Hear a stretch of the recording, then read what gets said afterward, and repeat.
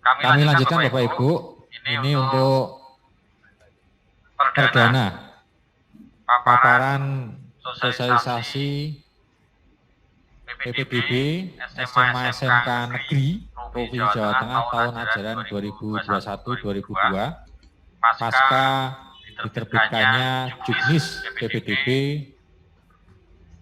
SK Kepala Dinas dan juga Pergub PPDB di Jawa Tengah. Dan semua regulasi sudah bisa Bapak unduh, bisa di GTH, bisa di forum grup maupun di PDK Jateng. Lanjut. Ini ucapan terima kasih, tadi sudah disampaikan Pak Kadis, Bu Sekdin, kembali lagi kami juga ucapkan terima kasih atas dukungan dan support dari seluruh jajaran Kepala Cabang Dinas 1 sampai dengan 13 yang tidak henti-hentinya selalu berkolaborasi dan support, mendukung, peduli dengan persiapan PPDB yang tadi disampaikan Pak Kadis sudah sejak 3-4 bulan yang lalu dirapatkan.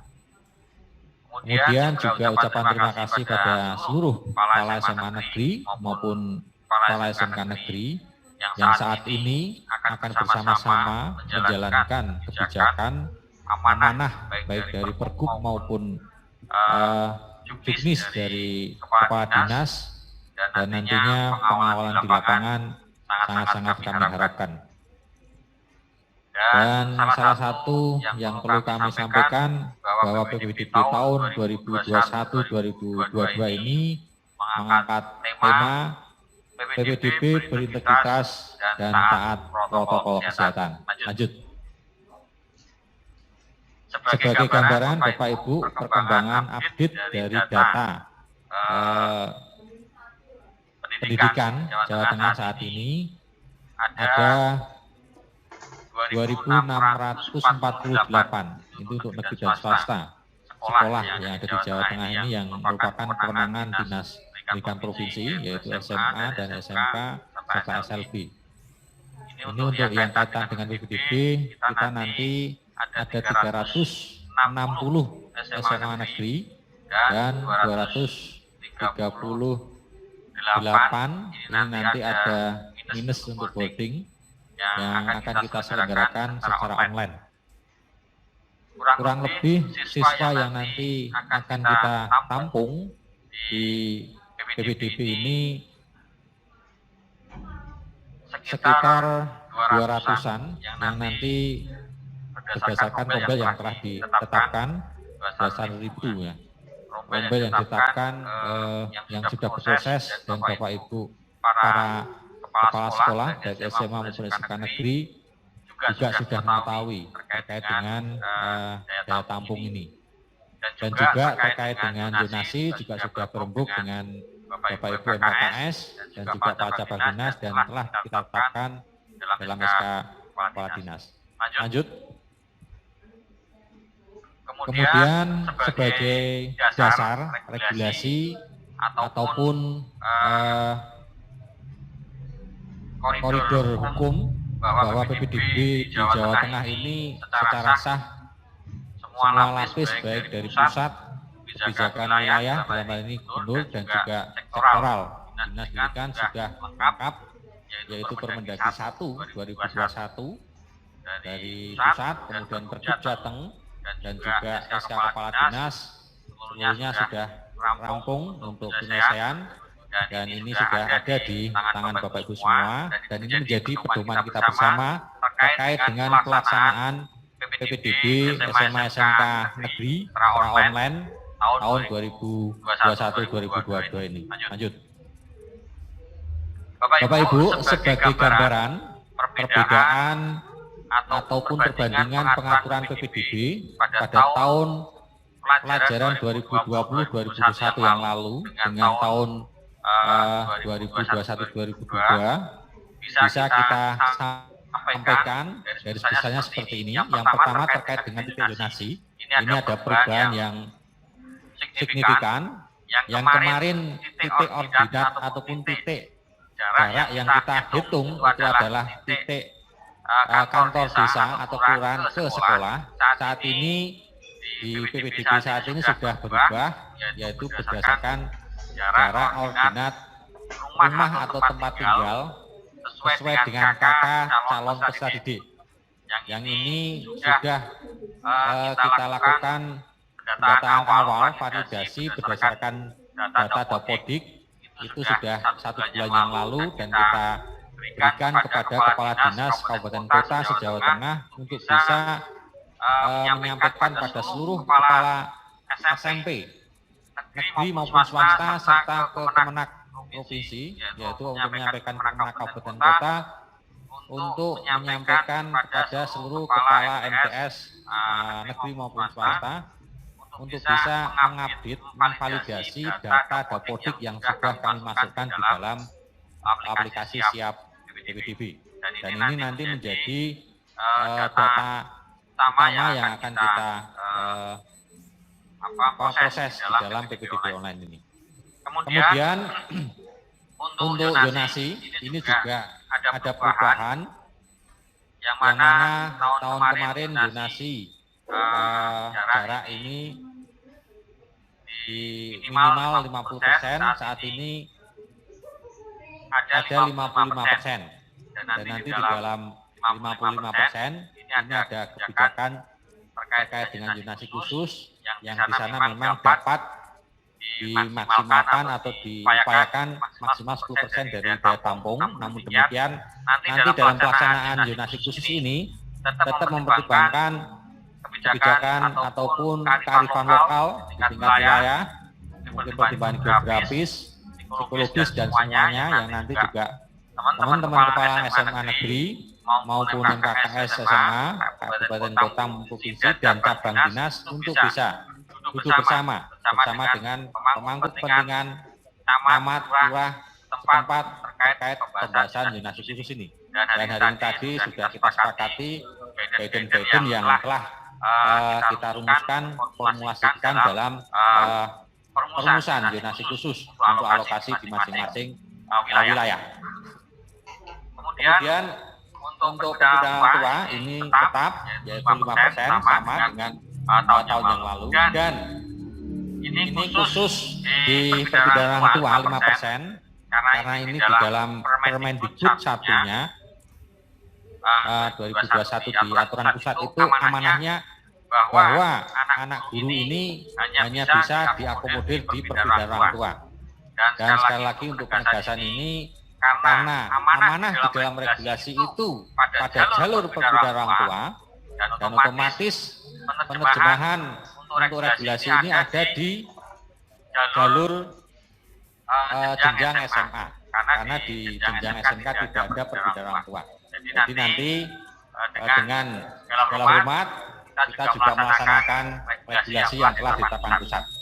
Kemudian untuk afirmasi ini tahun kemarin 15%, saat ini 20%, yang di dalamnya termasuk untuk afirmasi anak dari tenaga kesehatan yang saat ini berjuang untuk penanganan COVID, ini masih sama seperti tahun kemarin, yaitu 5%.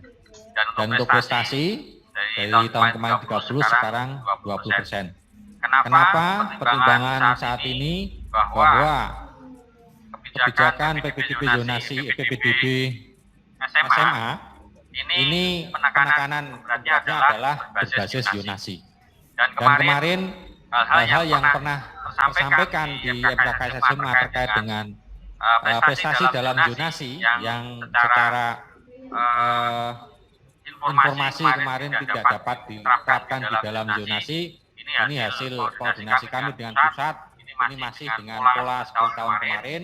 Nanti untuk prestasi dalam zona ini nanti bisa dilaksanakan, namun kebijakan yang kemarin ada tambahan poin untuk tahun ini tidak dilakukan karena sudah nanti dialokasikan atau diintervensi dengan kebijakan zonasi khusus. Kemudian prestasi nanti juga mendasarkan pada nilai raport semester 1 sampai dengan 5 dengan 4 mapel mata pelajaran yang saat ini sudah kita sebarkan ke daerah, kepala dinas kabupaten kota maupun Kemenak untuk diberikan surat keterangan kepada calon peserta didik dan diinput di dalam data validasi yang sudah kami sebarkan. Kemudian Bapak Ibu untuk domisili, ini kalau kemarin kakak dari SKD, untuk saat ini hanya kakak yang kita berlakukan dari SKD tidak berlaku untuk zonasi, dan nanti SKD hanya untuk di perguruan orang tua. Kemudian zonasi khusus yang tadi di 10% di dalam zona, ini kalau kemarin diberikan poin di prestasi jalur dalam zonasi 2, berapa kemarin ya.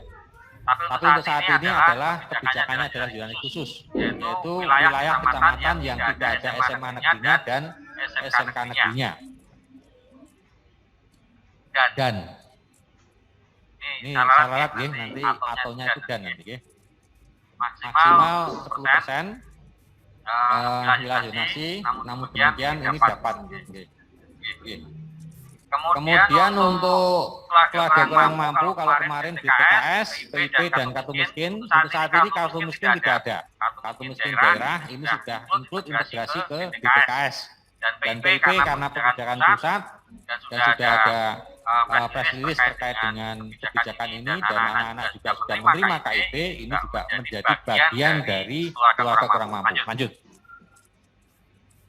Kemudian Bapak Ibu untuk SMK, ini untuk COVID ini masih sama dengan tahun yang lalu,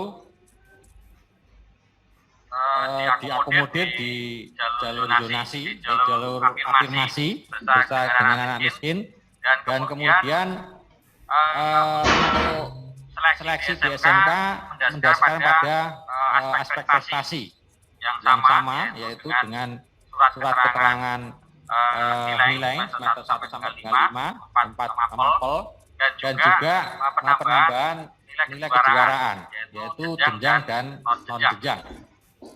Lanjut. Untuk balik sih Mas. Untuk SMK ini juga perlu kami informasikan ada kuota 10%, yang mana ini nanti mengakomodir untuk siswa calon peserta didik di lingkungan terdekat.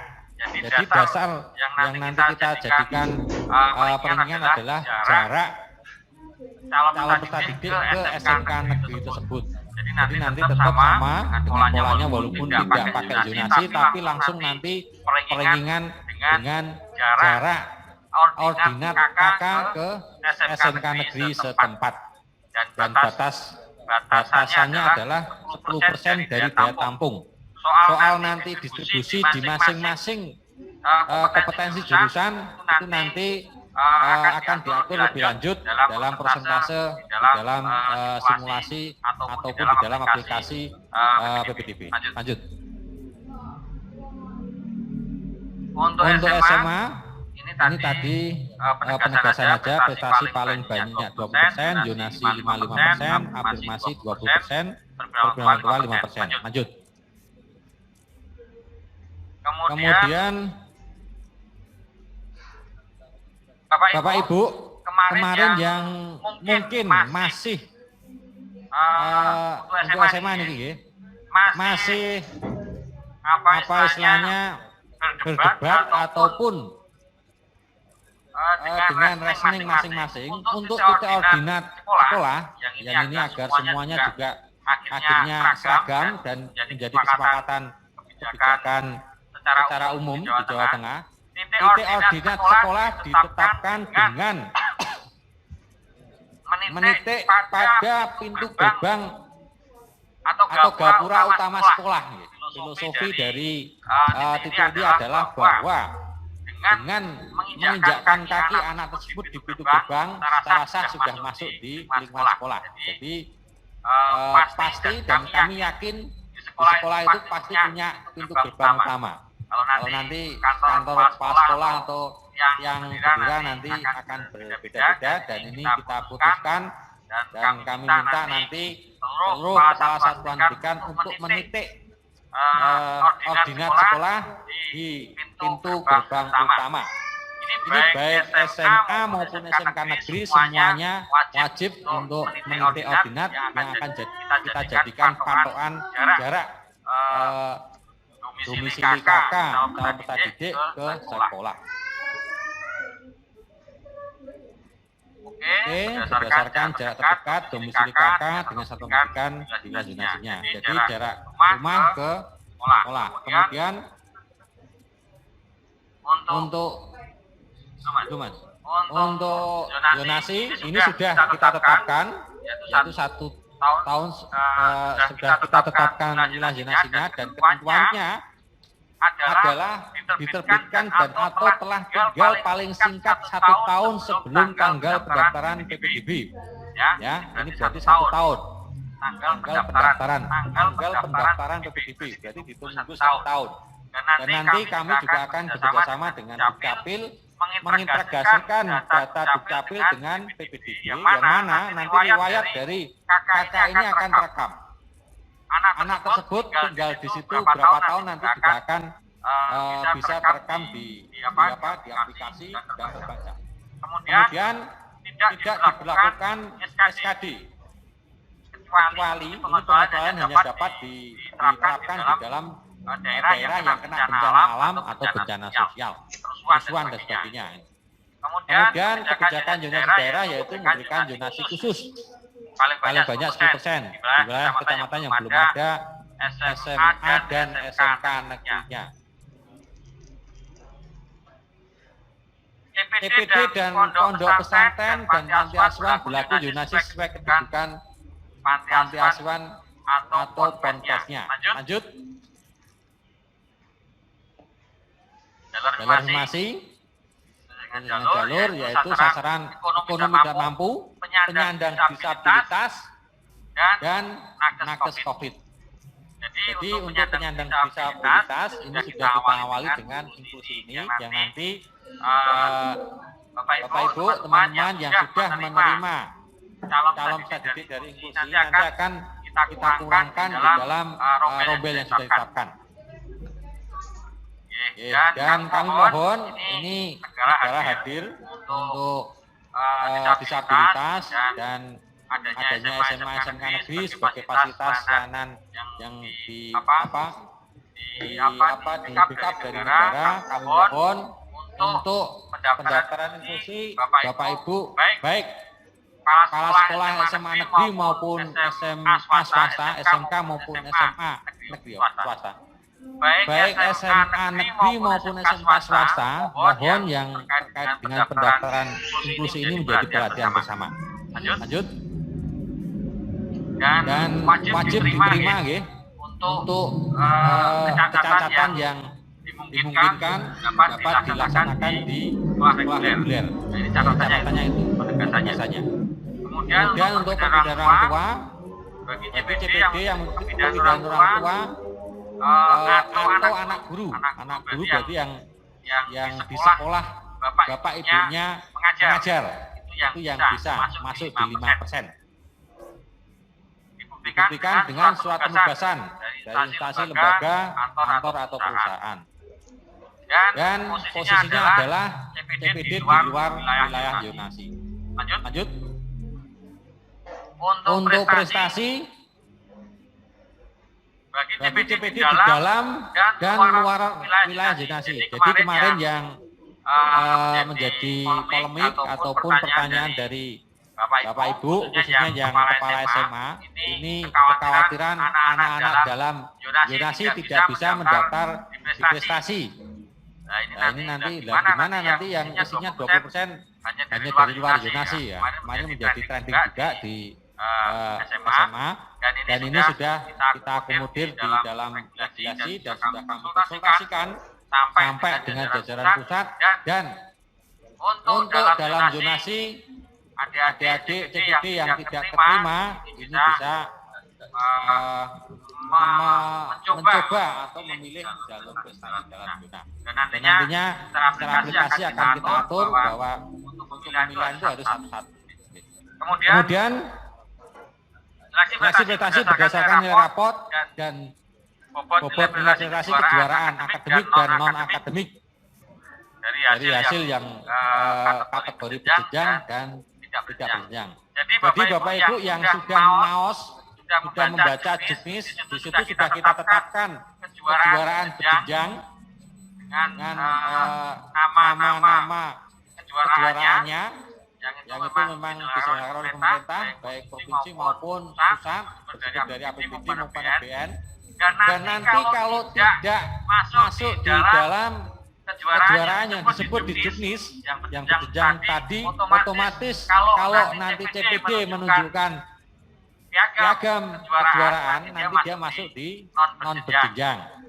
Yang itu juga sudah kami formulasikan dalam skor-skor atau bobot-bobot yang proporsional dan sudah kami bahas mendalam sama tim. Lanjut. Yang tadi 3 tahun apa, Mas? Balik sudah. Bukti prestasi diterbitkan paling singkat 6 bulan dan paling lama 3 tahun sebelum tanggal pendaftaran PPDB. Lanjut. Seleksi. Nah ini untuk seleksi ini istilahnya bagaimana cara atau sistem membaca. Untuk jalur zonasi yang pertama kali dinilai adalah jarak diseleksi adalah jarak tempat yang terdekat. Jadi dari peserta didik yang mendaftar tadi, jarak yang paling dekat itu yang prestasi nilai paling tinggi prioritas masuk. Kemudian kalau misalnya ada jarak yang sama di peringkat terakhir, itu baru dilihat dari usianya yang lebih tua. Ini bukan agregat, bukan penjumlahan ya, maksudnya jarak ditambah usia tidak. Jarak dulu semuanya, kalau jarak itu clear dan tidak ada yang jarak sama ya sudah, berarti jarak ini kok yang jadi bobot seleksinya. Tapi kalau ada jarak yang sama di peringkat terakhir baru usia yang dijadikan pertimbangan. Kemudian untuk afirmasi juga sama, jadi afirmasi baik nakes maupun miskin, kalau sudah lewat dari kuota, itu nanti juga seleksinya berdasarkan jarak. Dari 10 kuota, misal 10 anak yang mendaftar 20 anak dari nakes, ya nanti seleksinya untuk 10 anak itu diambil jarak yang paling dekat di antara 20 anak itu. Dan nanti sama, kalau jarak sama baru dilihat usianya. Untuk jalur perubahan tua juga sama. Jadi nanti dihitung dari domisilinya di wilayah ini. Jadi kalau overload, berarti nanti peringkatnya adalah menitik domisili ataupun menghitung jarak domisili ke sekolah dari CPD jalur perubahan tua. Dan usia juga nanti kalau ada jalur yang jarak yang sama. Dan terakhir untuk prestasi yaitu bobot nilai. Bobot nilai itu berarti jumlah nilai semester 1 sampai dengan 5 untuk 4 mapel yang sudah di rata-rata dan jumlah rata-ratanya tadi. Jadi kalau gambarannya itu satu mapel itu rata-rata 10, berarti nanti jumlah bobot nilai itu adalah 40 ya, 40. Jadi jumlah rata-rata nilai semester 1 sampai dengan 5 per mapel jumlah. Jadi kalau 105 bijinya semua berarti 40, nanti satuannya puluhan. Itu yang menjadi acuan dan itu nanti akan dikali dengan indeks koefisien akreditasi dan juga ditambah dengan nilai kejuaraan sesuai dengan bobot yang telah kita formulasikan. Lanjut. PPDB SMK, seleksi bagi CPD dari keluarga miskin, anak panti dan lingkup COVID ini sama seperti tahun kemarin ya. 15% untuk lingkup COVID ini maksimal nanti 5%. Juga akan kita hitung untuk prioritasnya juga nanti akan dihitung jaraknya. Kemudian seleksi jarak terdekat, ini kuota yang di SMK ini baru ini terobosan. Ini kemungkinan saya yakin ini usulnya Pak Dirjen ini kayaknya. Karena kemarin punya pengalaman di Jawa Tengah. Jadi untuk mengakomodir warga setempat, ini khususnya yang kemarin yang paling pelik memang di SMK ini, khususnya di tanah-tanah khas desa yang buat sekolah ini polokunya agak panas dan ini alhamdulillah di dalam regulasi Permendikbud terakomodir, yaitu kuota paling banyak 10% bagi CPD sesuai domisili ataupun yang paling dekat dengan SMK negeri di wilayah tersebut. Jadi nanti seleksinya dengan titik ordinat dan dengan jarak titik ordinat KK ke sekolah. Sama nggih, nanti titik sekolahnya adalah pintu gerbang utama.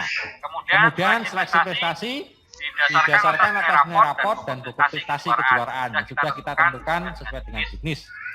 Kemudian polanya prioritas seleksi didasarkan pada prioritas pilihan domisili dalam satu wilayah kabupaten kota dan usia yang lebih tua.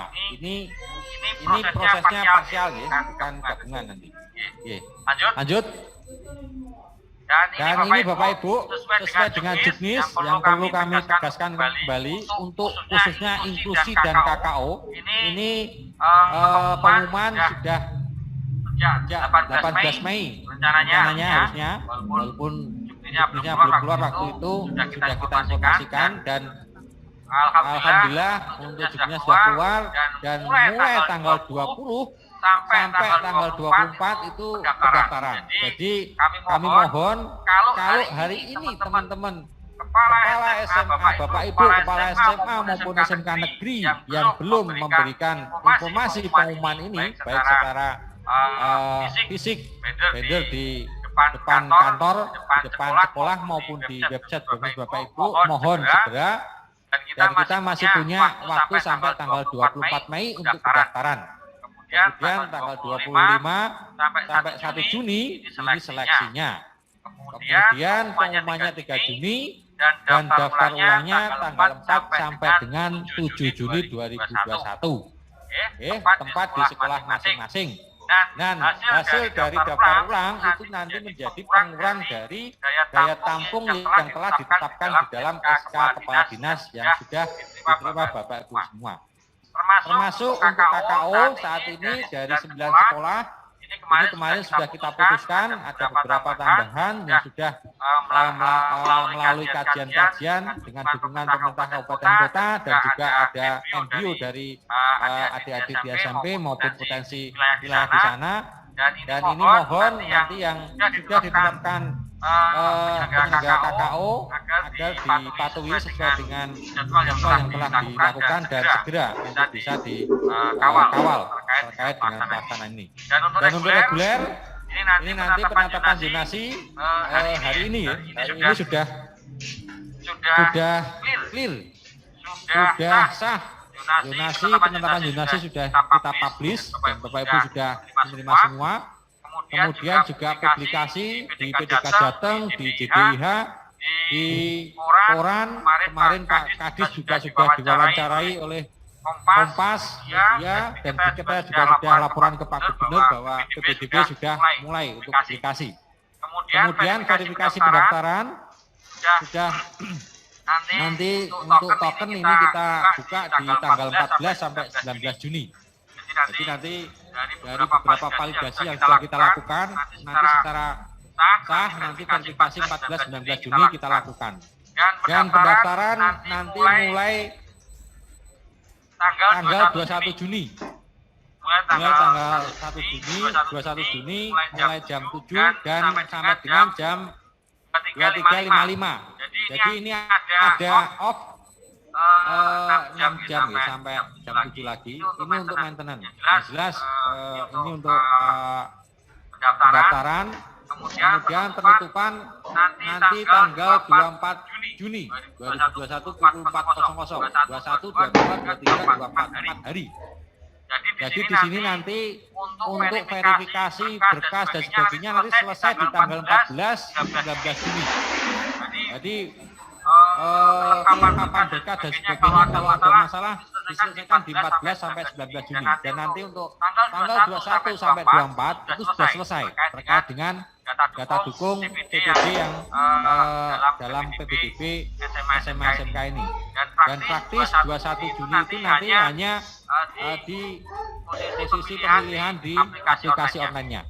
Kemudian evaluasi pemeringkatan dan penyaluran tanggal 25 sampai 26 Juni. dan pengumuman di tanggal 26 Juni, lambat-lambatnya 23.55 jam 11 malam, jam 12 malam. Kemudian daftar ulang 28 Juni sampai 2 Juli. Dan awal tahun ajaran ini dilakukan tanggal 11 Juli 2021. Lanjut. Bapak Ibu yang perlu atau kami mohon kerjasamanya, dukungannya, supportnya, dan untuk seluruhnya saja yang kami hormati, kami banggakan, Bapak Ibu Kepala SMA Negeri maupun SMK Negeri yang harus dipersiapkan dalam PPDB yang sudah diterbitkan seluruh perangkat regulasinya, dan kami mohon nanti dipersiapkan di satuan pendidikan, yaitu penyusunan SOP di tingkat satuan pendidikan. Monggo seperti biasa yang mengacu pada ketentuan yang sudah kita terbitkan, baik teknis, SKPA dinas, Pergub maupun Permendikbud dasar, kemudian membentuk panitia PPDB tingkat satuan pendidikan. Dan juga mohon nanti di setiap satuan pendidikan ada pos pengaduan, dan kami harapkan juga ada layanan terkait dengan visualnya atau online-nya yang bisa membantu untuk sosialisasi. Dan kami harapkan nanti kerjasama yang baik antara satuan pendidikan, cabang dinas, dan juga pendidikan ini sama-sama bisa melayani pengaduan masyarakat secara berjenjang. Dan mudah-mudahan nanti kita bisa berbagi agar dinas induk juga tidak overload dalam melayani pengaduan masyarakat. Dan mudah-mudahan dengan asosiasi lebih dini dan juga regulasi sudah diterima Bapak Ibu, ini satu langkah lebih maju sedikit dari tahun kemarin. Kita sudah bisa bersiap diri mulai sejak sekarang.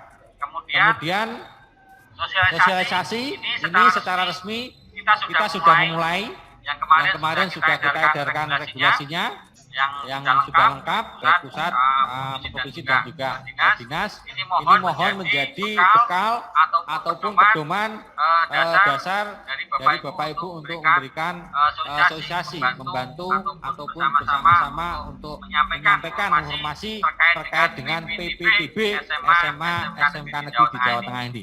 Lanjut. Kemudian ini yang kami bisa informasikan, kami sampaikan bahwa membangun sistem ataupun persiapan terkait dengan aplikasi PPDB online ini, kami telah mengupayakan secara maksimal dengan integrasi data yang diantaranya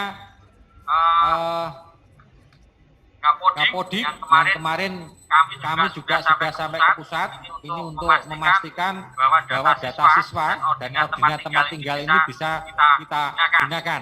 Dan ternyata di Kapodik juga tidak koordinat tempat tinggal anak-anak ini sudah masuk di Kapodik dan kita jadikan data awal dan kita validasi. Kemudian data kartu keluarga ini kami juga sudah berkoordinasi dengan Dukcapil Provinsi dan sudah diteruskan ke Kemendikbud, Kemendagri untuk IP-nya atau menembak data yang ada di Dukcapil. Kemudian data siswa miskin dan anak panti ini kami berkoordinasi dengan Dinas Sosial dan telah juga kami lakukan MOU untuk bisa mengintegrasikan data BDT, kemiskinan dan panti asuhan untuk menjadi asupan di afirmasi kemiskinan. Kemudian juga yang nakes ini kami berkoordinasi dengan Dinas Kesehatan Provinsi. Dan ini perlu kami sampaikan juga, informasikan juga kepada Bapak Ibu untuk Kepala SMA maupun SMK bahwa data nakes ini berproses berjenjang dari Dinas Kesehatan Kabupaten Kota ya, nanti disampaikan ke Dinas Kesehatan Provinsi yang nantinya setelah direkomendasi dari Dinas Kesehatan Provinsi itu disampaikan ke Dinas Pendidikan dan menjadi database yang nantinya akan kami integrasikan di aplikasi. Kemudian data Ponpes itu Kemenak, data prestasi dan raport ini juga berjenjang, sudah kita validasi lewat data yang sudah kita sebarkan, dan juga ini untuk ban ini masih kita gunakan, dan di situ untuk koefisiennya kita dekatkan rentangnya, yaitu 1, 0,99, 0,98 dan 0,97 ABCD. Dan itu menjadi pengali koefisien jumlah dari nilai rapot nantinya. Dan terakhir untuk aplikasi kita bekerjasama dengan PT Telkom untuk melaksanakan PDB ini. Lanjut. Nakes ini sesuai dengan di Juknis sudah kita formulasikan di Juknis, yaitu anak dari tenaga kesehatan yang melayani pasien COVID di rumah sakit milik pemerintah pusat, provinsi, kabupaten, kota, dan swasta yang bertugas di ruang isolasi COVID, ruang ICU. Ini sudah rinci nanti ini yang menetapkan, memutuskan jajaran dari Dinkes. Kalau ada yang tanya silahkan nanti ke Dinkes Kabupaten Kota. Ada sebagainya, kita akan jelaskan. Dan ini sudah masif dilakukan oleh Dinkes berkoordinasi dengan jajaran Dinkes Kabupaten Kota. Lanjut. Nah ini menarani untuk pertanyaan, nanti silahkan dipelajari juga, dan ini juga bisa kami share untuk Bapak Ibu untuk sosialisasi di lapangan. Lanjut. Ini beberapa pertanyaan-pertanyaan yang nanti sekiranya familiar yang ditanyakan masyarakat, ini sudah kami coba antisipasi untuk bisa memudahkan untuk memberikan jawaban kepada masyarakat. Lanjut. Terus ini sampai dengan tujuan inklusi, dan terakhir terima kasih. Alhamdulillah belum sampai jam 5 selesai, dan saya kembalikan ke Pak Robert. Kurang lebih mohon maaf. Assalamualaikum warahmatullahi wabarakatuh. Waalaikumsalam warahmatullahi wabarakatuh. Terima kasih.